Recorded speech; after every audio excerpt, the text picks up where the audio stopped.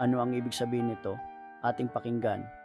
Ang Oseas chapter 12 verse 6 ay nagsasabi, "Kaya't manumbalik kayo sa Diyos at mamuhay kayong may pag-ibig at katarungan, patuloy kayong umasa sa Kanya." Ang aral para sa mga anak ng Diyos ay ito.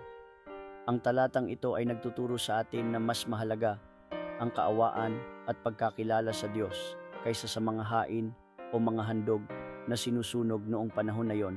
Una, kaawaan, mercy. Ang Diyos ay nagnanais na magpakita ng kaawaan sa kanyang mga anak.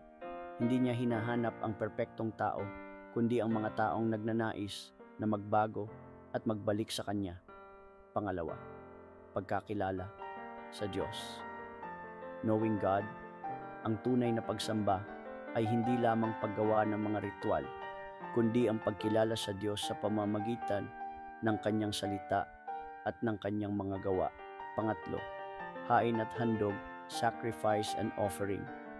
Ang mga hain at handog ay mga simbolo ng pagsamba, ngunit hindi ito ang pinakamahalagang bagay. Ang Diyos ay nagnanais ng tunay na pagsamba na nagmumula dapat sa puso. Ang aral na ito ay nagpapaalala sa atin na dapat nating unahin ang pagkakilala sa Diyos at ang pagpapakita ng kaawaan sa ating kapwa. Hindi tayo dapat mag-focus lamang sa mga panlabas na ritual, kundi sa pagpapalalim ng ating relasyon sa Diyos. Thanks God. Hallelujah. Purihin ang Diyos. Amen.